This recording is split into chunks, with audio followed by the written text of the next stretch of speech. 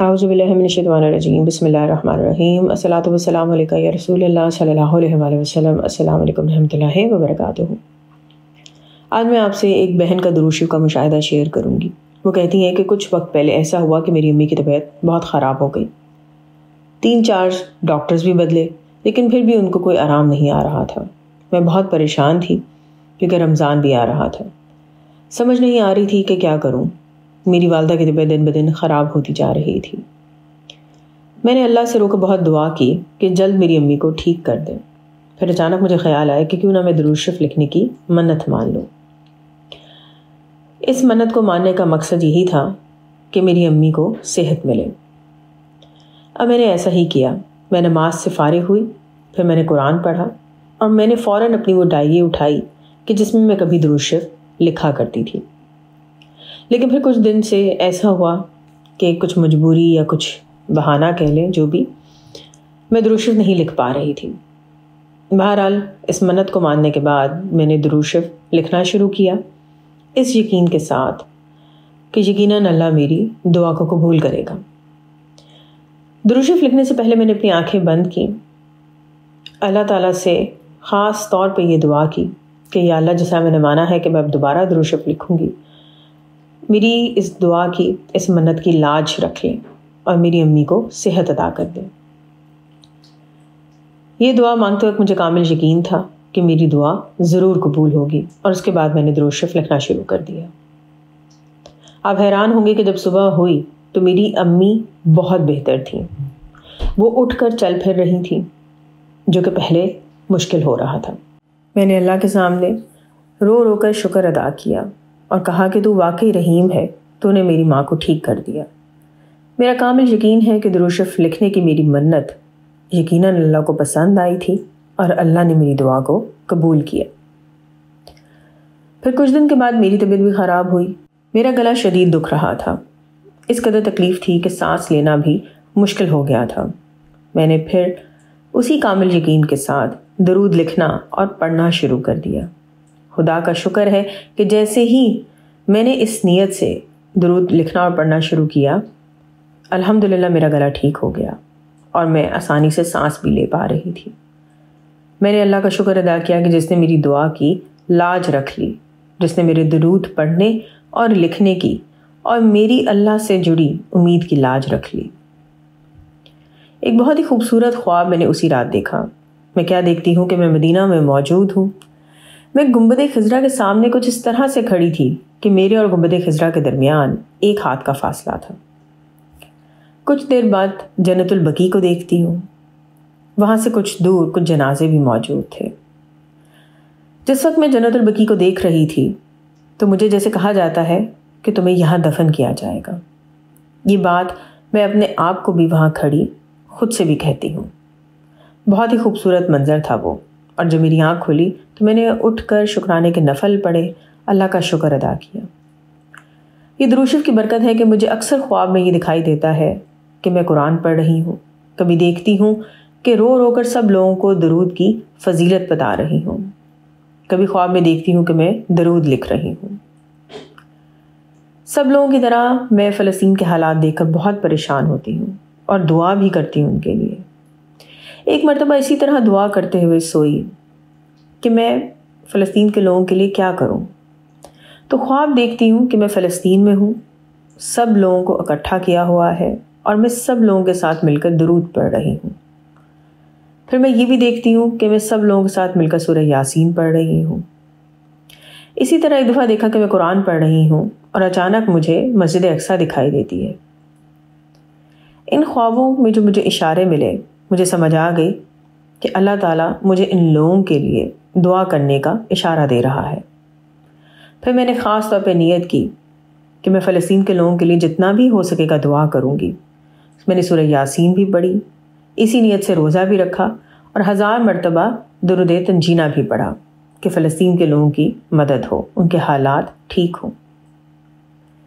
میرا یہ ماننا ہے کہ مجھ میں جو بھی اچھی تبدیلی آئی ہے وہ درود پاک پڑھنے اور لکھنے کے بعد ہی آئی ہے۔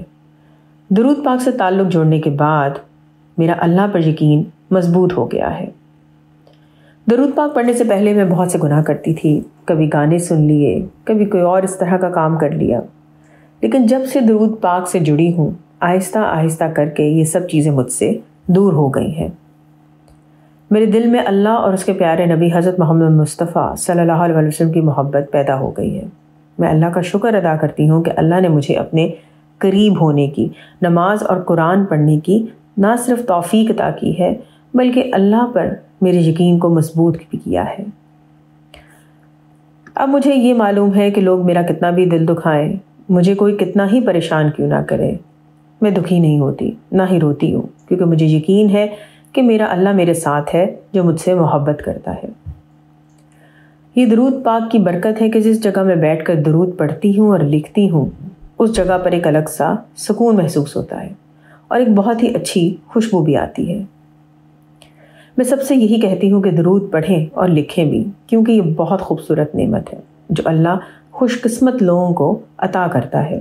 ہمارے لیے دنیا میں کون سی نعمت نہیں ہے، بہت کچھ ہے، مگر پھر بھی اگر درود پڑھنے اور لکھنے کے لیے آپ کو چنا گیا ہے تو یہ اللہ کا ہم پر عظیم احسان ہے۔ مجھے درود سے بہت محبت ہے، اور اگر مرنے سے پہلے میں لوگوں کو کچھ نصیحت کر سکوں تو یہی کہوں گی کہ درود سے جڑیں اور درود سے محبت کریں اور اس کا پیغام لوگوں میں پھیلائیں۔ یہ درود ہی کی برکت ہے کہ اللہ نے مجھے اچھا لائف پارٹنر عطا کیا، میری پریشانیوں کو ختم کیا۔ جب سے مجھے درود کی اس نعمت کا احساس ہوا ہے، اب میں نے سب سائڈ پر رکھ دیا ہے، آخرت کو پکڑ لیا ہے کہ مجھے اپنی آخرت کو بہتر بنانا ہے، اپنے اللہ اور اس کے پیارے نبی صلی اللہ علیہ وسلم کو خوش کرنا ہے۔ اس لیے میں کوشش کرتی ہوں کہ پورا دن اللہ کا ذکر اور درود میری زبان پر جاری رہے۔ اب تو درود پڑھنے کی عادت اتنی زیادہ ہو گئی ہے کہ درود کے علاوہ کوئی ذکر کرنے کا ارادہ بھی کروں اور ذکر شروع بھی کروں تو تھوڑی دیر بعد احساس ہوتا ہے کہ میں درود ہی پڑھ رہی ہوتی ہوں۔ میں اپنا ایک اور مشاہدہ آپ سے شیئر کروں گی۔ کچھ عرصہ پہلے میرے فیس پر بہت زیادہ نشان پڑ گئے تھے، سمجھ نہیں آتی تھی کہ چہرے کو کیا ہو گیا ہے۔ الحمدللہ اسی نیت سے کہ میرا چہرہ ٹھیک ہو جائے میں درود شریف پڑھتی چلی گئی اور میرے چہرے کا یہ مسئلہ خود بخود دور ہو گیا۔ درود شریف میرا وظیفہ بن گیا ہے۔ مجھے کوئی بھی پریشانی آئے، کوئی بھی مسئلہ سامنے آئے، میں درود پڑھتی ہوں، میرا مسئلہ حل ہو جاتا ہے۔ میں نے جس بھی مقصد کے لیے آج تک درود شریف پڑھا ہے، اللہ کا شکر ہے، اللہ نے مجھے کامیابی عطا کی ہے۔ میری سب کے لیے دعا ہے کہ اللہ ہم سب کو درود پڑھنے کی توفیق عطا کرے۔ میں سب سے کہوں گی کہ دنیا کے پیچھے مت بھاگیں اور اپنا وقت ضائع مت کریں۔ درود پڑھنے لکھنے کو اپنا بچھونا بنا لیں، اپنے پر فرض کر لیں، اس بات کو مان لیں کہ آج نہیں تو کل ہم سب نے اس دنیا سے جانا ہے، تو پھر اس دنیا کو اور یہاں کی مختصر زندگی کو سجا کر کیا کرنا؟ اگر ہمیں سجانا ہے تو کیوں نہ اپنی آخرت کو خوبصورتی سے سجائیں۔ اور درود وہ ایک خوبصورت عمل ہے جو نہ صرف ہماری آخرت بلکہ دنیا کو بھی خود بخود حسین بنا دیتا ہے۔ بہت پیاری باتیں کہی ہیں ان بہن نے۔ دیکھیں، بات یہ ہے کہ آپ درود شریف پڑھ رہے ہیں اور اگر سوچتے ہیں کہ بہت بڑا عظیم خواب آئے گا آپ کو تو یہی کامیابی کی نشانی ہوگی، ایسا ضروری نہیں ہے۔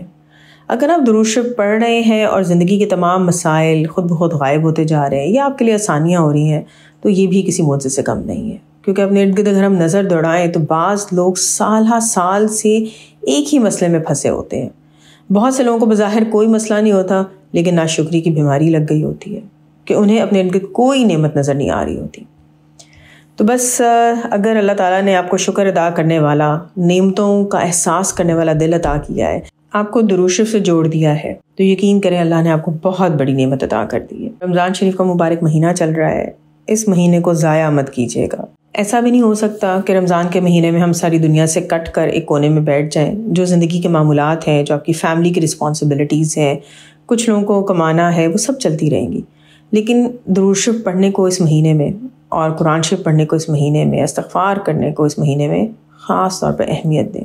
ایک تسبیح درود شریف کی ضرور پڑھیں، قرآن شریف کی چند لائنیں ضرور پڑھیں، اسی طرح استغفار کی ایک تسبیح صبح شام پڑھ لیں۔